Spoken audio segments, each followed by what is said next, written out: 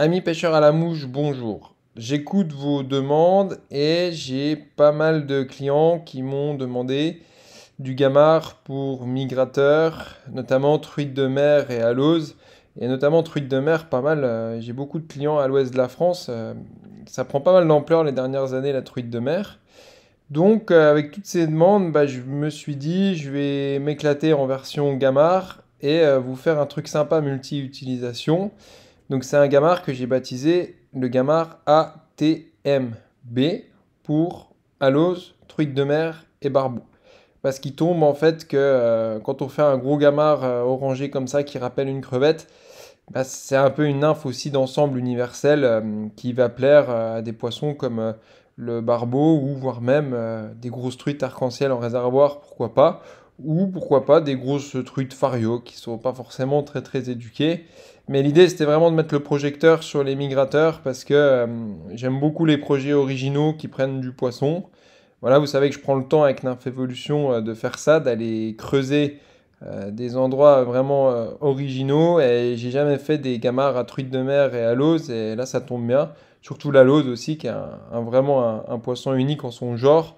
Donc je prends d'autant plus de plaisir à monter ça à l'étau et à en faire une nymphe qui correspond aux attentes et puis à l'aventure et aux rêves qu'il y a au bout de la canne quoi.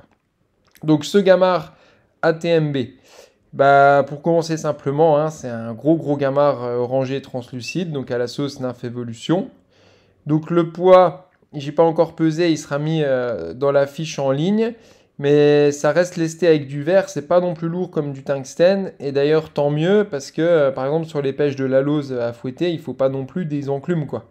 Il faut pas non plus des mouches qui font 1 gramme. Je pense qu'il vaut mieux un train de 2 gamards comme ça ou un gamard tout seul à projeter dans un bulle qui soit moyennement lesté plutôt que des enclumes qui d'ailleurs se lancent mal à distance et qui peuvent taper dans la canne et ça sert à rien dans les pêches de migrateurs comme ça de couler à gogo.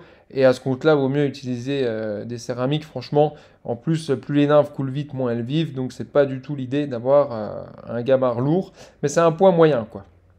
Et en plus, alors là, l'hameçon, c'est du lourd de chez lourd, hein. C'est un hameçon britannique Partridge, donc le K4AYSE Grub. Donc Grub, c'est gamard en taille 8. Donc là, c'est extra fort de fer, hein. Vous voyez la tournure de l'anneau.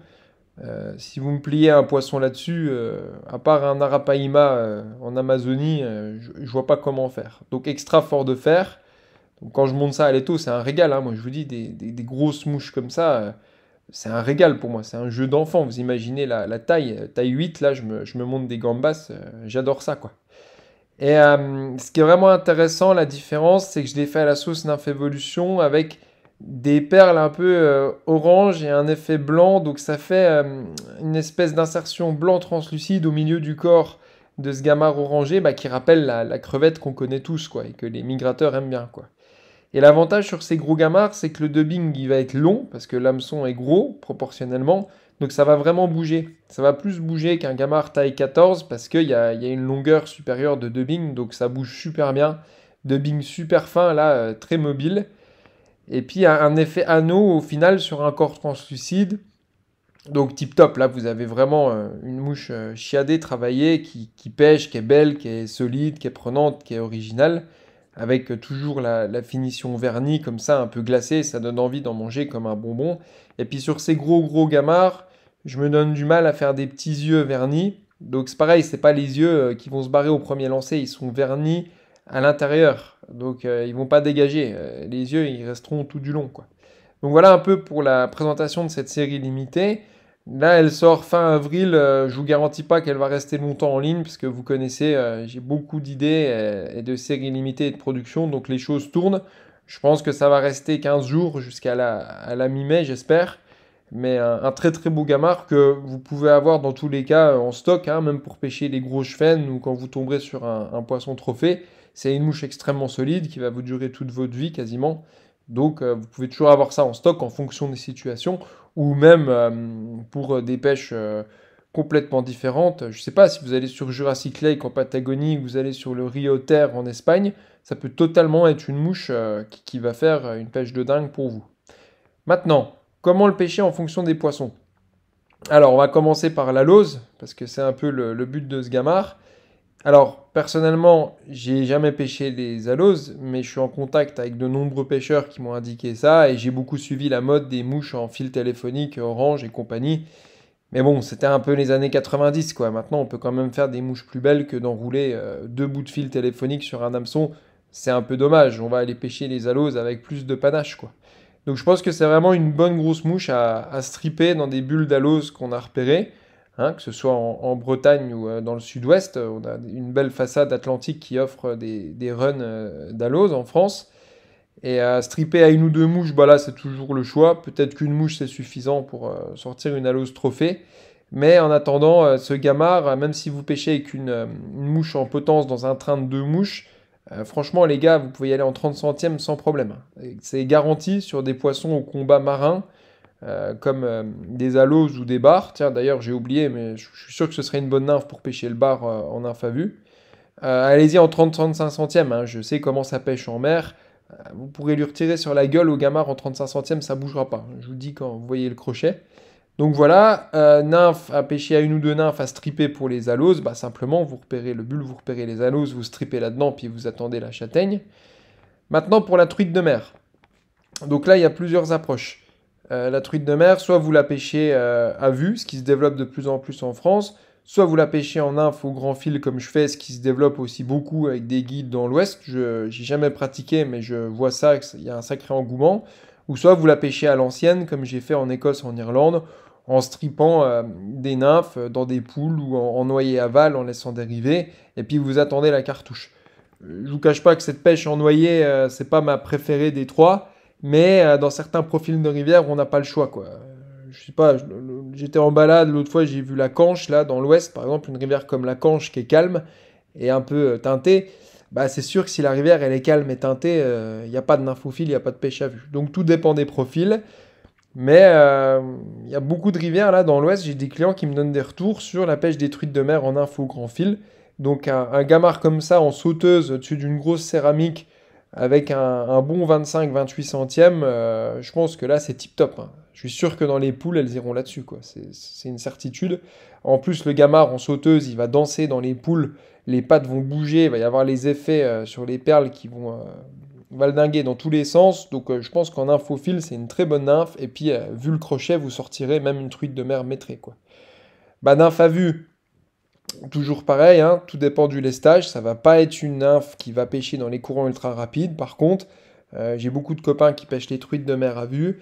Et c'est fortement possible de voir des truites sur des poules peu profonds où ce gamard bah, fera super bien son job parce qu'il va pas trop plouquer, il va couler doucement, il va nager. Un peu comme de la pêche de truite Fario résidente en nymphe à vue, quoi. Donc, moi, c'est clair que ce gamard, il me fait rêver pour de la pêche de truite de mer à vue dans l'ouest de la France. Je vous cache pas que j'ai beaucoup d'invitations par des clients et des copains, mais comme d'habitude, je peux pas tout honorer. Parce que si j'honore toutes les invitations qu'on me donne en tant que monteur de mouches, bah, je disparais de l'étau et je fais plus rien, hein. Donc je vous garantis. Mais j'irai un jour pêcher les truites de mer à vue dans l'ouest de la France. Quand même des sacrés poissons. Les dernières années, je vois passer des truites 70, 80, 90 prises en nymphe à vue à la mouche. C'est joli, hein. C'est joli, mais il faut avoir les mouches spécifiques éduquées parce que elles prennent pas non plus apparemment la première mouche dégueulasse, quoi. Il faut qu'il y ait le lestage, que ce soit vivant, que ce soit cohérent, quoi, que ce soit une anguille ou une crevette. Ou...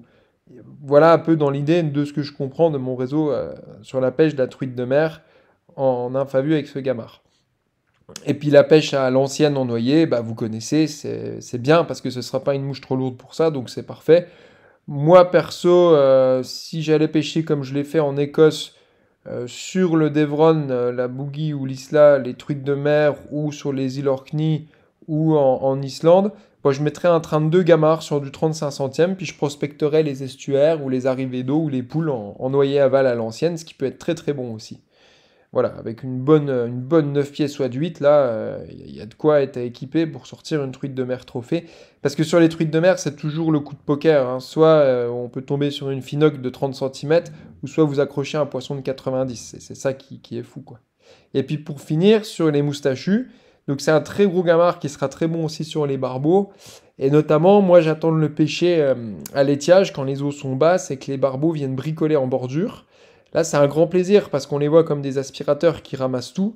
Et puis ce gamard-là, dans les bordures landes classiques qui font 50 cm, 1 mètre, où les barbeaux viennent souvent, eh ben, il sera parfait parce qu'avec un gros nylon comme du 20 centièmes, il va descendre tout pépère. Et puis il pourra frôler le fond avec un peu d'animation. Vous allez mettre ça dans les moustaches, je vous garantis que vous allez voir des barbeaux qui aspirent ça. Et pour les gros chevens, ce sera très prenant aussi. Peut-être pour les hautus qui sont un peu plus bizarres à faire en nymphe. Mais des gros barbeaux, là c'est un gamard qui est super, en plus ultra visible. Et puis il y a l'effet des yeux hein, qui est bon, les yeux noirs sur l'orange, ça se voit bien. Donc, moi j'ai déjà été un peu pêcher les barbeaux avec le gamin là, mais ils sont encore trop dans les courants rapides, donc je les pêche à vue au céramique. Par contre cet été, je vais lui mettre les pieds dans l'eau au gamin, et puis moi j'irai pêcher les barbeaux dans l'eau un peu plus chaude avec des gamards comme ça, c'est sûr que c'est très bon quoi. Donc voilà pour le petit tour sur cette série limitée. Et en bonus, effectivement, peut-être en avoir dans votre boîte si vous allez pêcher en réservoir les grosses truites arc-en-ciel, hein. Une grosse truite arc-en-ciel qui a tout vu en réservoir, là, un poisson de 70, 80, 90, hein, ça, il y en a souvent en France, hein, c'est pas un problème. Eh ben, faites-lui-y goûter ça. À mon avis, comme elle a jamais vu des gamards translucides, il y a moyen que ça plaise, quoi. Voilà pour ce petit tour du gamard translucide.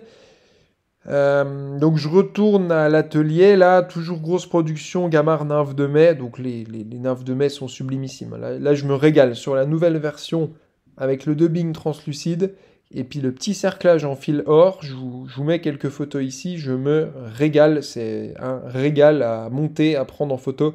En fait, j'adore monter ces nymphes de mai. Je sais pas pourquoi, sûrement parce que j'ai pris des truites énormes avec. Donc je vous les conseille fortement. Je pense qu'elles disparaîtront début juin parce qu'il faudra que je passe à autre chose et puis la saison changera.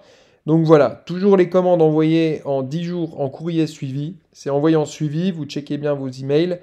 Je retourne à l'étau, j'ai beaucoup à monter, du gamard, de la nymphe de mai. Je me régale au montage en ce moment. Je vous remercie pour toutes ces commandes. Je suis dans un bon rythme. Si vous acceptez l'envoi en 10 jours, c'est super pour moi parce que je peux vraiment faire de la qualité. Allez, je vous dis bonne pêche à vous et à bientôt.